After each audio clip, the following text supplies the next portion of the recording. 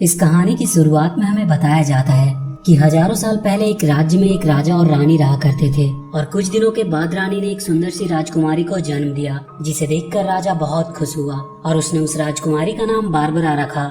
उसके पूरे राज्य में खुशी का माहौल था, लेकिन कुछ दिनों के बाद ही रानी अचानक से कहीं गायब हो गई और फिर उसका कहीं भी पता नहीं चला। वहाँ के लोगों का ऐसा मानना था कि रानी एक जादूगरनी थी। रानी के ऐसे अचानक से कहीं गायब हो जाने की वजह से राजा बहुत दुखी रहने लगा और उसने अपने सिपाहियों को रानी की खोज में भेजा, लेकिन रानी का कुछ भी पता नहीं चला।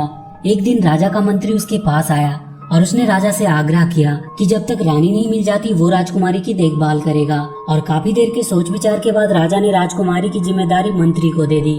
अगले सीन में हम राजकुमारी बारबरा को देखते हैं और उन्हें चीजों के बारे में जानने का बड़ा शौक होता है, लेकिन वो अपनी जिंदगी में बहुत अकेली होती है क्योंकि राजा हर समय रानी की ही याद में खोया रहता है और वो मंत्री राजकुमारी को बिल्कुल भी पसंद नहीं करता। इसीलिए राजकुमारी पूरे दिन अपने पालतू बिल्ली के साथ ही रहती है और अपनी माँ को याद करती रहती है।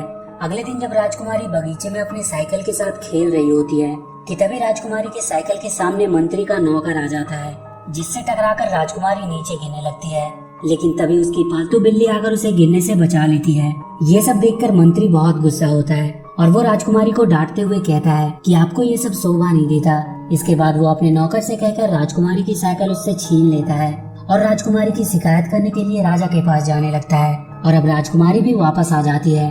अगले सीन में हम राजा को देखते हैं जो मैप में देख रहा होता है कि पूरी दुनिया में अभी किस जगह पर रानी को ढूंढा नहीं गया है। तभी वहाँ पर मंत्री आ जाता है जो राजा को राजकुमारी के बारे में झूठी बातें बताकर उसे डांटने को कहता है, लेकिन राजा मंत्री की बातों पर ज्यादा ध्यान नहीं देता और मंत्री से कहता है कि राजकुमारी जो भी करती है उसे करने दो, क्योंकि वो एक बिन माँ की अकेली बच्ची है और रानी के जाने के बाद वैसे भी वो बहुत परेशान है और इसलिए बारबरा की शिकायत करने से बेहतर होगा कि वो रानी के बारे में कुछ पता करे।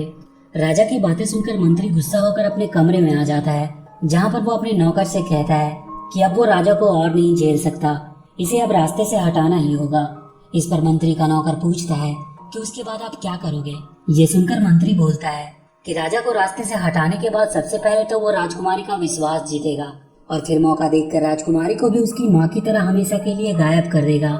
और यहाँ पर हमें पता चलता है कि रानी के गायब होने के पीछे मंत्री का याद था। दूसरी तरफ हम बारबरा को देखते हैं जो अपने कमरे में अकेली बैठी कहानियां पढ़ रही होती है, क्योंकि आज उसे नींद नहीं आ रही थी, लेकिन वो कहानियां पढ़ते पढ़ते ऊब जाती है। तभी उसकी नजर घड़ी पर जाती है जिसमें 12 बजने वाले होते हैं। ये देखकर वो बहुत खुश होती है क्योंकि अगले दिन उसका बर्थडे होता है।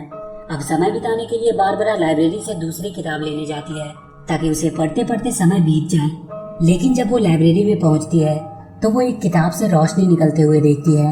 ये देखकर बारबरा किसी तरह से उस किताब को हासिल कर लेती है और वो उस किताब को लेकर अपने कमरे में आ जाती है। यहाँ पर बारबरा के कमरे में लगी घड़ी में जैसे ही 12 बजते हैं वो किताब अपने आप ही खुल जाती है और उसमें से रोशनी निकलना शुरू हो जाती है।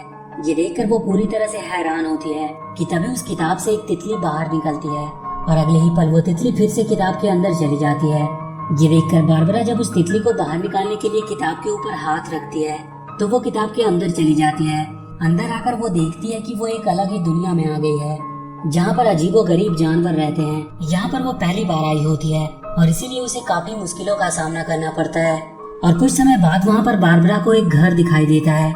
ये घर एक ड्रैगन का होता है जिसका नाम ड्रैगोसा होता है, जो अपने अंकल के साथ यहाँ पर रहता है। अब वो ड्रैगोसा के घर के अंदर आ जाती है और वो उससे मिलकर बहुत खुश होती है। इसके बाद वो ड्रैगोसा के घर के पीछे जाती है जहाँ पर वो देखती है कि ड्रैगोसा ने सब्जियों की खेती की होती है। ये देखकर बारबरा बहुत खुश होती है और वो सब्जियों को पानी देने लगती है, जिससे सब्जियां बहुत बड़ी बड़ी हो जाती है।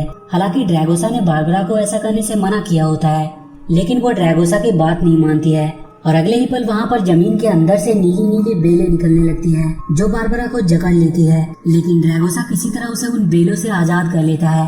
और इसके बाद ड्रैगोसा और बारबरा खूब मस्ती करते हैं और अब वो दोनों अच्छे दोस्त भी बन जाते हैं। और कुछ देर बाद ड्रैगोसा बारबरा को अपनी पीठ पर बिठाकर किताब से बाहर आने के लिए दरवाजे तक छोड़ देता है और इस प्रकार खूब मस्ती करने के बाद वो वापस अपनी दुनिया में आ जाती है। अगली सुबह वो ड्रैगोसा की ही तरह अपने बगीचे में सब्जी की खेती करने के लिए जा रही होती है। ये देखकर मंत्री उसे रोकने की कोशिश करता है, लेकिन वो मंत्री की बात नहीं मानती है, जिस बात पर वो बहुत गुस्सा हो जाता है। इसके बाद मंत्री एक बार फिर राजा के पास जाता है और राजा से कहता है कि आप अपना मन बहलाने के लिए जंगलों में जा सकते हैं और वहाँ की ठंडी हवाओं और पेड़ की छांव में आराम करने से उन्हें थोड़ी राहत मिल सकती है। लेकिन राजा मंत्री को ये कहते हुए मना कर देता है कि अगर उसके जाने के बाद रानी यहाँ पर वापस आ गई तो वो उसके बारे में क्या सोचेगी। वो कहीं नहीं जाएगा और यहीं पर रहकर अपनी रानी का इंतजार करेगा। राजा की बातें सुनकर मंत्री और भी गुस्से में आ जाता है। वहीं दूसरी तरफ हम बारबरा को देखते हैं जो ड्राइंग बना रही होती है और जब वो देखती है कि शाम हो गई है तो वो एक बार फिर से किताब के अंदर जाती है। लेकिन जब वो ड्रैगोसा के घर के अंदर जाती है तो वो देखती है कि ड्रैगोसा वहाँ पर नहीं होता है। इसके बाद बारबरा पूरे जंगल में ड्रैगोसा को ढूंढती है लेकिन वो उसे कहीं नहीं मिलता है। तभी वो देखती है कि ड्रैगोसा एक पेड़ से लटका होता है। ये देखकर वो उसे नीचे उतारने की कोशिश करती है लेकिन वो भी ड्रैगोसा के साथ वहीं पर लटक जाती है। तभी वहाँ पर कुछ बौने आ जाते हैं जो मिलकर ड्रैगोसा और बारबरा को नीचे उतारने की कोशिश करते हैं लेकिन वो ऐसा कर नहीं पाते हैं। इसके बाद बारबरा ही किसी तरह से खुद को और ड्रैगोसा को उस पेड़ से आजाद कराती है और इसके बाद वो दोनों मिलकर खूब मस्ती करते हैं। अगले सीन में हम देखते हैं कि बारबरा एक रबर बैंड पर उछल रही होती है। ये देखकर मंत्री का नौकर भी बारबरा के साथ खेलने लगता है। तभी वहाँ पर मंत्री आ जाता है जो बारबरा को ऐसा करने से मना करता है लेकिन वो मंत्री की बातों पर ध्यान नहीं देती है और तभी मंत्री का नौकर मंत्री के ऊपर आकर गिर जाता है और मंत्री उसे मारने के लिए उसके पीछे भागने लगता है। अगले सीन में हम मंत्री को देखते हैं जो अब किसी भी तरह राजा को अपने रास्ते से हटाना चाहता था। इसीलिए वो राजा को झूठी खबर दे रहा होता है कि पड़ोसी राज्य उनके राज्य पर हमला करने की तैयारी कर रहे हैं और इसीलिए उनके हमला करने से पहले उन्हें हमला कर देना चाहिए। लेकिन राजा मंत्री की बातों पर ज्यादा ध्यान नहीं देता है क्योंकि वो किसी भी राज्य पर हमला करने के सख्त खिलाफ होता है। दूसरी तरफ हम बारबरा को देखते हैं जो एक बार फिर से ड्रैगोसा के घर के अंदर आ जाती है जहाँ पर वो देखती है कि ड्रैगोसा अपने अंकल के सामान को साफ कर रहा होता है और उन्हीं सामानों में उन्हें एक एम बोर्ड मिलता है जिसे देखकर बारबरा और ड्रैगोसा उस पर निशाना लगाने लगते हैं। और इसी दौरान उन दोनों को ड्रैगोसा के अंकल की मैजिकल स्टिक मिलती है जिसको देखकर बारबरा उसे उठा लेती है और अगले ही पल मैजिकल स्टिक के मैजिक से ये दोनों गलती से एक लकड़ी के टेबल में बदल जाते हैं। अब यहाँ पर ड्रैगोसा के अंकल भी आ जाते हैं जो उन दोनों की आवाजें सुनते हैं और वो समझ जाते हैं कि वो दोनों उनकी जादुई छड़ी की मदद से लकड़ी के टेबल में बदल गए हैं और इसके बाद वो अपनी जादुई छड़ी की मदद से उन्हें वापस से असली रूप में लाने की कोशिश करते हैं। लेकिन वो ऐसा नहीं कर पा रहे होते हैं क्योंकि उन्हें भी जादुई छड़ी का इस्तेमाल अच्छे से करना नहीं आता है और वो उन दोनों को गलती से एक छोटे जीव में बदल देते हैं। लेकिन बारबरा एक किताब पर लिखे मंत्र को पढ़कर उसके अंकल को बताती है जिसकी मदद से वो उन दोनों को उसके असली रूप में वापस ला देते हैं। उसके अंकल बारबरा को वहाँ पर देखकर ड्रैगो से पूछते हैं कि ये कौन है। इस पर ड्रैगोसो अपने अंकल को सारी बातें बता देता है और इसके बाद हम राजा को देखते हैं जो उदास बैठा होता है कि तभी वहाँ पर राजकुमारी आती है जो अपने पिता को बताती है कि वो एक जादुई छड़ी की मदद से अपना रूप बदल सकता है। लेकिन राजा को उसकी बातों पर विश्वास नहीं होता है। वहीं हम मंत्री को देखते हैं जो अपने जादुई आईने में राजा और बारबरा की बातें सुन रहा होता है। अब बारबरा एक बार फिर से किताब की मदद से ड्रैगोसो के घर पे आती है लेकिन आज उसके अंकल बहुत परेशान होते हैं क्योंकि किसी ने उनके जादुई आईने को चुरा लिया होता है। उसके अंकल को परेशान देखकर बारबरा उसके आईने को खोजना स्टार्ट करती है। सबसे पहले वो ड्रैगोसो को पूछती है कि क्या उसने आज किसी को यहाँ से जाते देखा। इस पर उसे याद आता है कि आज सुबह उसने यहाँ पर बोनो को देखा था और इसके बाद वो दोनों बोनो के पास जाते हैं।